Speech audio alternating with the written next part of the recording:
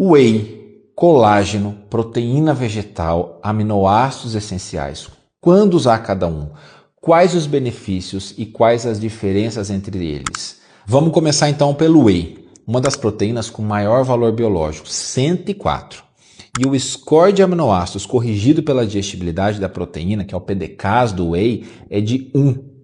Quimicamente, o Whey é composto por uma variedade de proteínas globulares que são solúveis, como por exemplo a beta-lactoglobulina, 50% do total de proteína, alfa-lactoalbumina, 20% do total de proteína, albumina sérica, imunoglobulinas, glicomacropeptídeos, todos eles fazem parte da composição do Whey. O Whey é altamente rico em aminoácidos essenciais, especialmente os BCAAs, como por exemplo a leucina, que é responsável por ativar diretamente a mTORC1.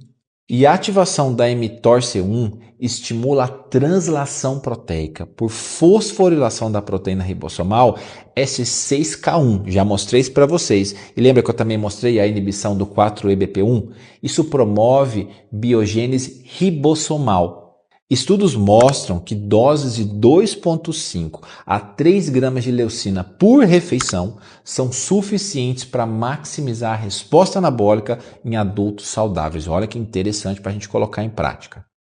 A forma hidrolisada do Whey, com peptídeos de baixo peso molecular, ou seja, abaixo de 5 kDa, apresenta uma cinética de absorção mais rápida e reduz a alergenicidade, o que é muito importante, o que é ideal, para casos de hipersensibilidade intestinal, inflamação de mucosa crônica. Já os peptídeos bioativos do Whey, como, por exemplo, os lactotripeptídeos IPP, VPP, como são conhecidos, eles podem inibir a enzima conversora de angiotensina, que é a ECA, o que vai auxiliar na modulação do sistema renina-angiotensina-aldosterona, com impacto mensurável na redução da pressão arterial, o que é evidenciado por uma série de estudos clássicos. Eu me lembro que eu usei esse estudo é de 1995, eu usei isso na argumentação da minha tese de doutorado.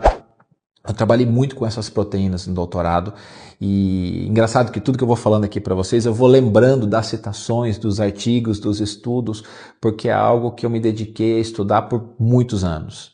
Do ponto de vista metabólico, o consumo de Whey aumenta a secreção de incretina. Que incretina?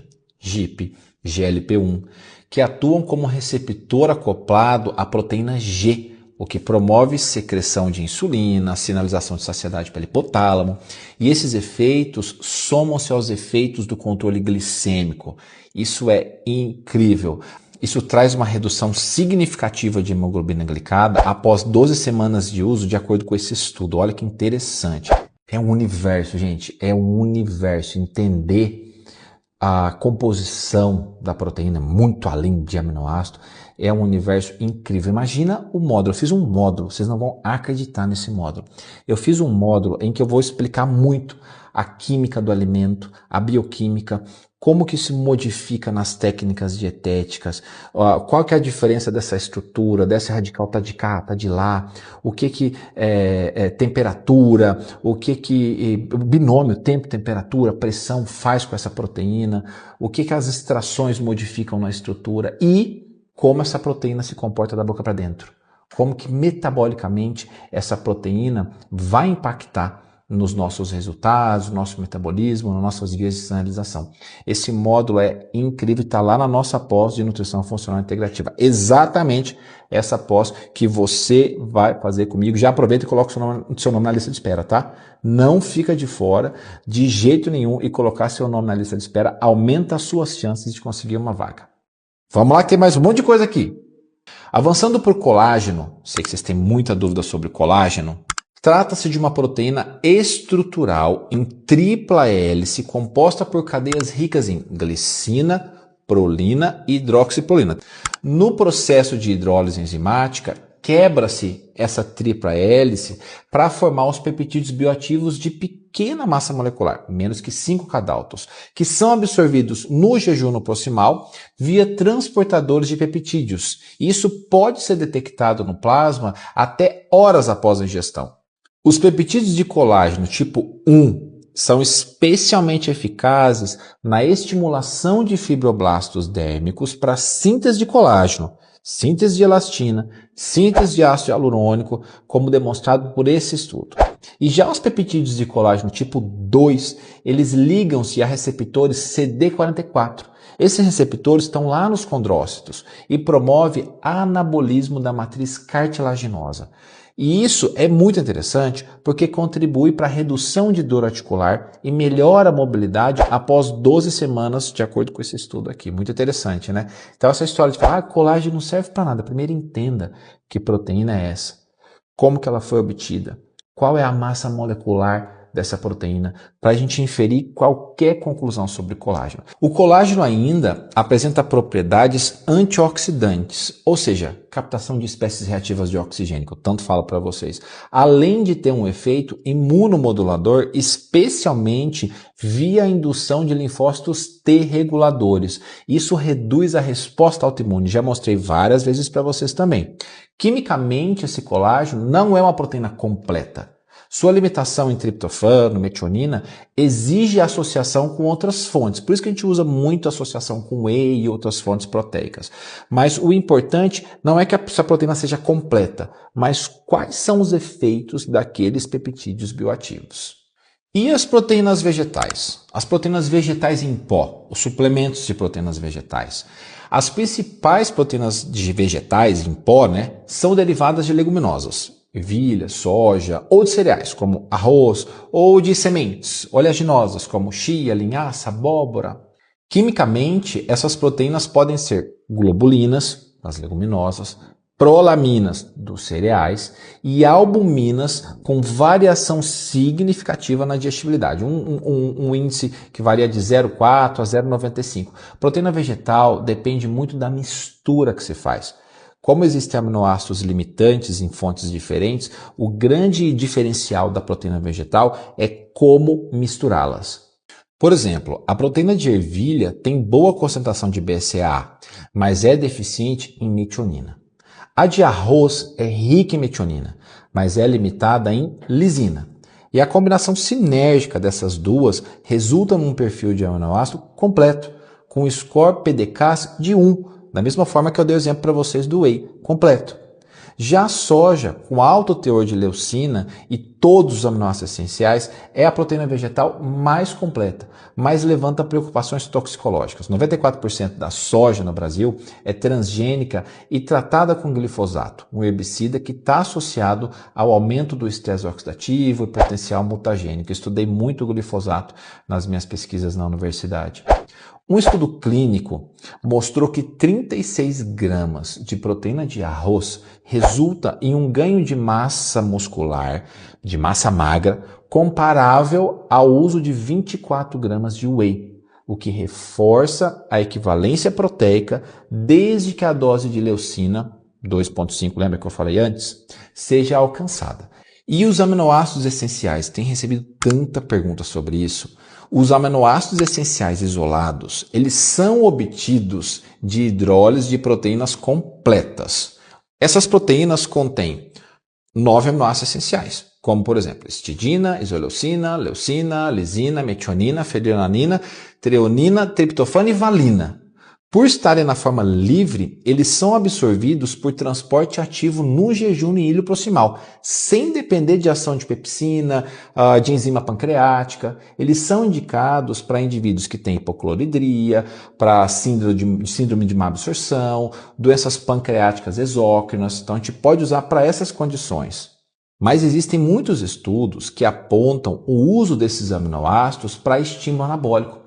E isso também nós fazemos muito na prática clínica. O que limita um pouco é o gosto amargo. Ele tem um gosto muito amargo, a palatabilidade é muito ruim. Um ponto crucial na prática clínica é o alcance da meta proteica. Para indivíduos fisicamente ativos, pacientes em sarcopenia, processo de emagrecimento, reabilitação, a ingestão de 2 gramas de proteína por quilograma de peso por dia é considerado ideal por diversas diretrizes e revisões sistemáticas.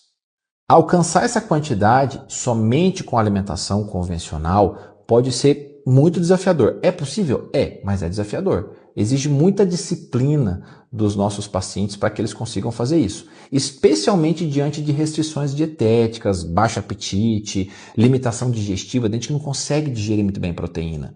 E é aí que os suplementos proteicos entram. Whey, colágeno, proteínas vegetais, eles tornam-se aliados estratégicos.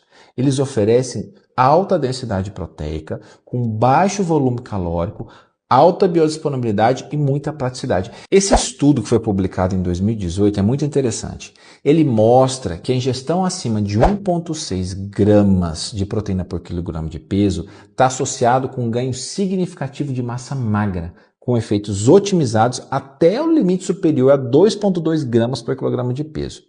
Para paciente idoso, por exemplo, que tem resistência anabólica, que tem dificuldade de ganhar massa magra, que são submetidos a dietas hipocalóricas, a meta de 2 gramas não é apenas desejável, é terapêutica.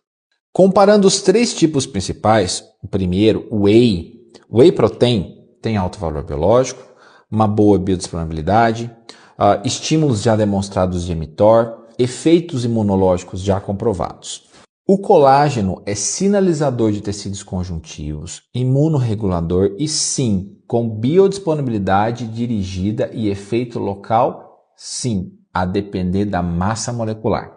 E as proteínas vegetais? As proteínas vegetais combinadas estrategicamente oferecem funcionalidade, sustentabilidade e aplicação em diversas condições clínicas. É uma alternativa muito importante que a gente tem que aprender a usar. Ao longo da minha trajetória, eu percorri um caminho que me deu base sólida para falar com profundidade sobre tudo que nós vimos aqui. O meu mestrado, eu estudei proteína de soja. No doutorado, eu pesquisei Whey Protein. E no pós-doutorado, eu mergulhei no universo dos compostos bioativos.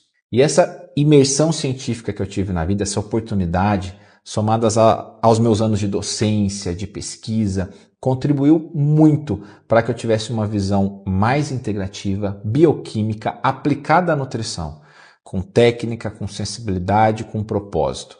Isso fez muita diferença na minha atuação profissional, no que eu faço hoje. E se ao longo dessa aula você sentiu que deseja aprofundar ainda mais, entender como a bioquímica encontra a clínica, como o gene conversa com o alimento, como a proteína se torna prescrição, então esse é o seu próximo passo. A minha pós-graduação em Nutrição Funcional Integrativa, que vai começar em junho e a lista de espera já está disponível na biografia do meu Instagram. Lá, a nutrição é pensada como sistema, como profundidade, com propósito, com ciência. Te espero nessa jornada, te espero lá. E coloca já seu nome na lista de espera para aumentar a sua chance de conseguir uma vaga. Eu digo conseguir vaga porque as vagas são limitadas. Além das mais de 400 horas gravadas, dos 12 módulos da pós, todo mês eu estou lá para dar a mão, para te ajudar e colocar em prática tudo isso que a gente aprende, esse universo que nós temos de estratégias para melhorar a qualidade de vida dos nossos pacientes. Mas precisa colocar em prática. E todo mês eu estou lá para ajudar você colocar isso na sua rotina de trabalho. E esse encontro é ao vivo. Todo mês eu vou estar lá. Espero ter ajudado nessa aula de hoje, que a proteína seja mais que um macronutriente, mas sim a gente olhar para a proteína como uma molécula sinalizadora, mensageira de saúde, dentro dessa alquimia funcional, que está escrita em códons e traduzida em vitalidade. Te espero na nossa pós-nutrição funcional integrativa.